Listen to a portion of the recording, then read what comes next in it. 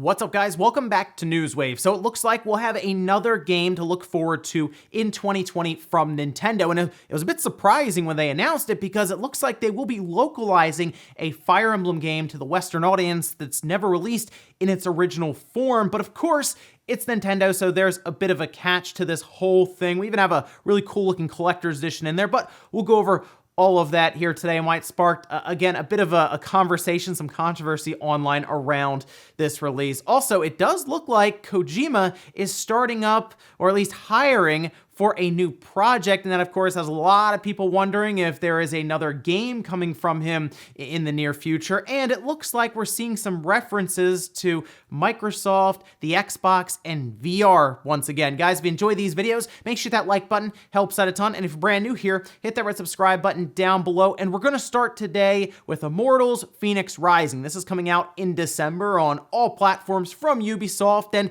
you know what, the more I see it, the more I'm like, all right, this could be really fun. It's interesting looking. I know it took a lot of inspiration from Breath of the Wild. We all realize this when we look at it, but hey, Breath of the Wild's good, so obviously companies are going to say, well, let's see if we can build a game that's kind of similar to it. I mean, Genshin Impact has had a ton of success so far, but it does look like the demo that we were told about is now live on Stadia. Yep, that's right. All 10 of us can play this thing. Well, to be fair, if you've had a Stadia account kind of sitting around for a bit now and you've been looking for something to use it for, the idea of it being more of a utility to do something like this, to me, makes the most sense because it's more controlled for them. They don't have to worry about like data mining or any of this stuff happens if they release a demo, or who knows. I mean, we've seen entire games be unlocked from a demo, but the fact that you can jump on Stadia, no installs, none of that, and just try out Immortals Fenyx Rising on apparently an island they've set up with their own puzzles and all of this just to see what we think about it, is at least a cool use for Stadia. So that is something I'll probably check out just to play around with and see how it is. But we can look forward, of course, to this game releasing on all platforms in December anyway. Also, we know, of course, about Microsoft's initiative to try to bring cloud gaming to a ton of people through cell phones. But there has been a bit of an issue, and that is that you need like controllers of some kind, whether it's the controllers that go around the cell phone and just make it very large, or having to carry around a clip and then an Xbox controller, or even like an 8-bit Do controller. There's a lot of ways you can go about this, but touch controls at least make sense on the fly in a pinch if you don't have any of that stuff around. And it seems that Microsoft is starting to roll these updates out. In fact, they released this page here along with a little graphic that talks about some of the different games that now have touch controls. I did try this out yesterday, but we can see they have Minecraft Dungeons, New Super Lucky's Tale, Hot Shot Racing, Guacamelee 2, Tell Me Why, Killer Instinct, Streets of Rage 4, Slay the Spire, Undermine, and Hellblade Senua's Sacrifice. I also checked out Dead Cells as well. That was another one that they had added. But like, Killer Instinct with touch controls is weird. I was playing Dead Cells. It was okay. It would not be my preferred method because, of course, it's just touch screen, so you gotta make sure you're hitting the right buttons and all this. Eventually I got to the point where I at least was able to hit attack without too much issue and dodge, but in some games that would use 2 sticks and all this, it's just not going to happen. I don't see how that would work out with something like Halo or any of that, but I think with specific and certain games, it could work. Slower paced RPGs, no problem, I would think anyway, but faster paced stuff, although Killer Instinct's there, maybe we should try that out and see how that goes. I can't imagine it would be great. But like I said, these are more for uses if you just don't have a controller or anything around, because otherwise it just says you can't play them. So at least this gives you a way to play some of these cloud-based games without a controller around. And as we've been talking about the Xbox Series S now since it was shown, and there's been a lot of questions around resolution and frame rate as we have more and more games shown to us for next generation, I've just been curious as to how it will perform with some of these games.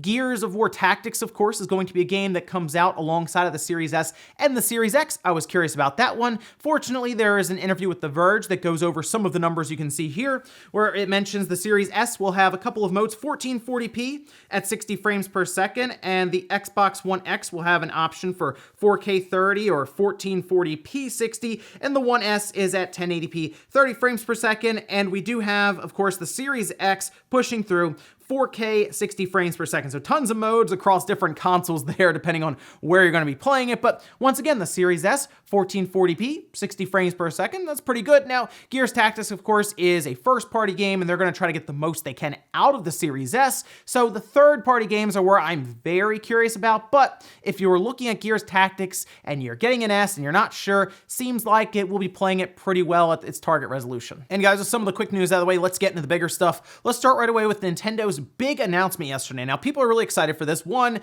because it's a Fire Emblem game that's never been released in the West before, and two, could open the door for one specific game, one really big game that people are really hoping that could get localized and brought out again with a collector's edition. We'll touch on that a little bit here, but we have this trailer, goes over some of the new features. Seems to be mostly like fast forwarding and all of this, and it seems like you do like checkpoints, but we are looking at Fire Emblem Shadow Dragon and the Blade of Light. This should seem familiar. One, it was on the Famicom, but two, it was on the Nintendo Switch Online service released in Japan. So they've had this for a little bit now in Japan, but it's only going to be $6 digitally on the eShop. There is also a $50 collector's edition that looks really, really cool. I like the look of this collector's edition. I just have one issue with this because it looks like it is decked out. There's a full art book, replica game box, even like a Nintendo power down there. There's a lot of cool stuff going on here. But the game itself is a digital code, and it's like, we were so close, we were this close for it to be completely preserved in this really cool collection, and it's, unfortunately, you still have to download it digitally. Now, I saw some people say, well, they wouldn't waste a cartridge on what's basically a Famicom game or an NES game. It's 30 megabytes, and I get that, but they could use a very small cartridge, a 512 megabyte cart that's being used by other games, Axiom Verge, Cave Story, and others. So they could have thrown it on there. It's Nintendo. They should be the ones with the access to the cartridge at the lowest cost.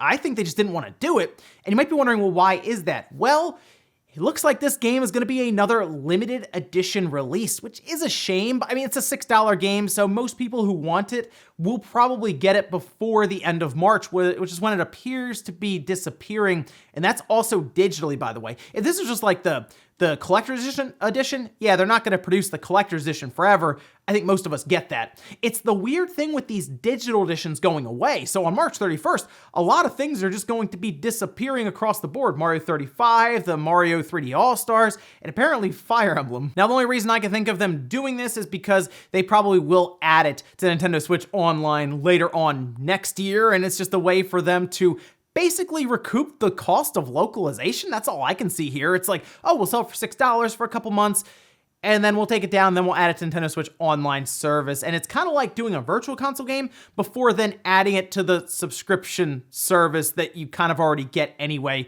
with your Nintendo Switch Online. But still, hey, it's there, it's $6, and most people, I think, who would want it will pick it up. It's gonna be more of a shame if they don't add it to Nintendo Switch Online service down the road and it just disappears, and anyone who maybe picks up a Switch when the revision drops, maybe it's after March, just won't be able to buy it. Now, the big thing that this opens up, of course, is Nintendo maybe localizing other games. And I asked on Twitter, and there were a lot of cool things thrown around, of course, any of the other Fire Emblems, for example. But the big one that came up naturally, Mother 3. And I don't think it has anything to do with the logistics or getting money back, anything like that, because it will sell well, or well enough, I would say, for Nintendo to make it a worthwhile venture.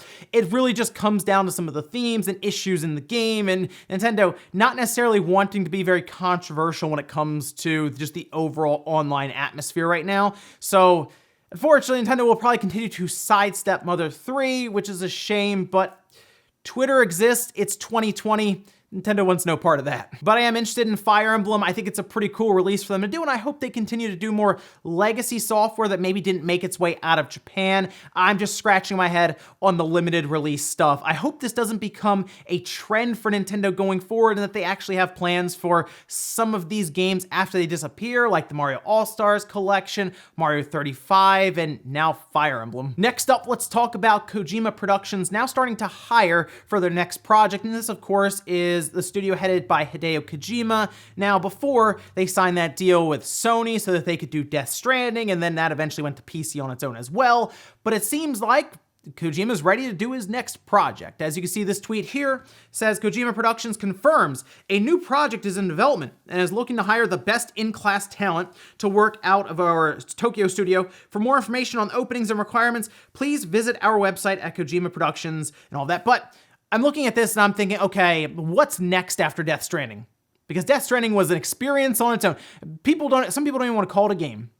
It was definitely a game, right? I mean, I played it on the PlayStation, but yeah, I get it. It was certainly out there, and that's kind of what we expect from Kojima. It caused a lot of controversy, was even nominated, though, for Game of the Year, but I get even that part. The nomination was thrown into controversy. It was a whole thing last year, right? But you know what? For everything I got, I actually enjoyed the playthrough of it, but I can certainly see why some people would not. I at least will give it credit for its originality for a lot of the things it was doing. But now where does he go from here? Does he get crazier with it? Does he go and sign a deal with another company to take part of their IP? What if he did go back to Konami? I don't think that'll ever happen, but it does make you wonder where they are going to go with this and if things will get crazier or more sane. I don't know. What if this isn't even a game? What if he's like gonna do something in movies or TV or anything? He's hiring for that.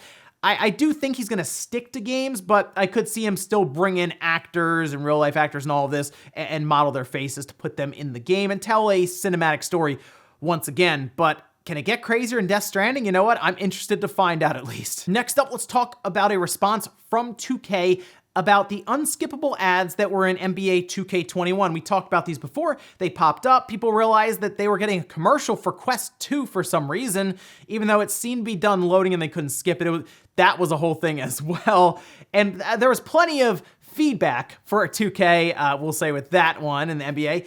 And it looks like they did respond. You can see the tweet here. It says, as many are aware, in recent years, ads have been integrated into 2K TV segments. Yesterday's 2K TV and placement impacted our players' experience in a way we didn't intend, as these ads are not meant to run as part of the pre-game introduction. This will be fixed in future episodes. Thanks for your continued feedback. All right, so this is the thing with live services. Once again, these updates that can take place, they can try things, see how it goes. And if there's a lot of pushback, they go, oh yeah, that was a mistake. We didn't mean to do that. That's kind of how I read this statement, is that EA does it, a lot of these companies do it. They just see how far they can push, and then if it's too far and they get that backlash, they go, okay, whoa, hold on.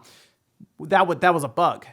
Yeah, now they know that unskippable ads during this 2K TV segment before a game isn't the way to go about it. And look, we've seen cases like these before where it's a lot of backlash, then it's a quick response and removal of it because they're just testing the waters, and it's the best way they can do it from their perspective. Just keep trying it, or just make good games and sell them and make money. There's already enough microtransactions in these NBA 2K games, commercials. We went over all of that, but yeah, that's kind of how I read this response. Sort of like, sorry we got caught doing it. We'll try better next time. Maybe we'll go for a 10-second commercial instead. In our last bit of news, let's talk about Xbox and virtual reality. Phil Spencer has been fairly critical of it, not really seeing it catch on, and is like, we'll look into it more maybe down the road. And Sony, of course, has been fairly bullish on it, trying to do more and more with the PlayStation VR, although recently, I haven't really seen them do a lot, and I think that's because they are pushing towards the inevitable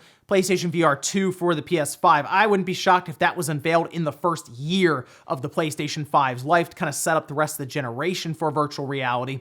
But we have, of course, heard mentioned before about the Xbox possibly using third-party virtual reality headsets, and check this out here. This is from the Flight Simulator forum, and Windows Central had the story here, where they spotted a PC VR, but then also a Scarlet VR line in the code for the game. And Scarlet was the code name for the Xbox Series X and the Xbox Series S, kind of like the family of systems. And you know what?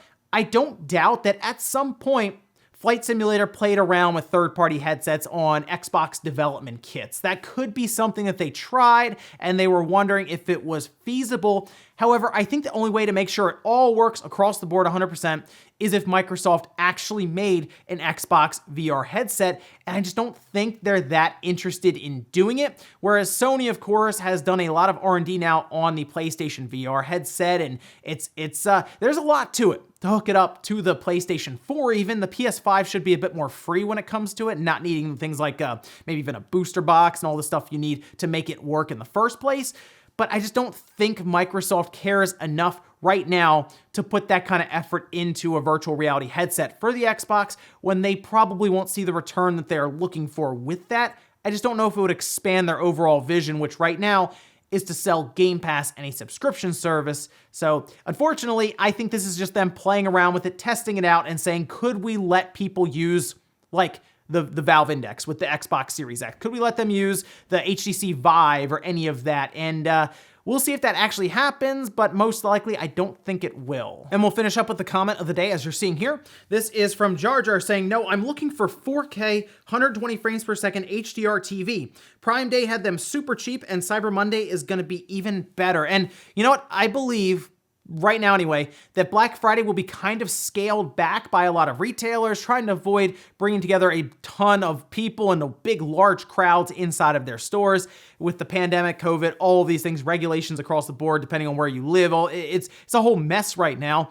So I think Cyber Monday might be the way to go here. And I think you're right when it comes to TVs, because I've already been seeing some Sonys and Samsungs, LGs, kind of already marked down by hundreds of dollars, and we're in October still. So you could even see some leading up to Black Friday just after Thanksgiving go on sale. We've already heard GameStop, I believe Walmart's doing it also with different things. So keep that in mind. Throughout November, you're gonna wanna look around for TVs, but definitely Cyber Monday, I think that's gonna be the day to pick one up. And ladies and gentlemen, that's gonna do it here for Newswave. If you enjoyed this video, guys, hit the like button, really helps out. If not, hit the dislike. Leave comments down below about everything we talked about here today, whether it's the $6 Fire Emblem game getting localized to the Western audience, the original version of it, but it's gonna be a limited release. What do you think about these limited releases by Nintendo, and are you excited to see that collector's edition coming out? I think it looks pretty cool. What do you think about Kojima's next project? Do you think he's gonna make another crazy game, or do you think he'll reel it back in a bit after what happened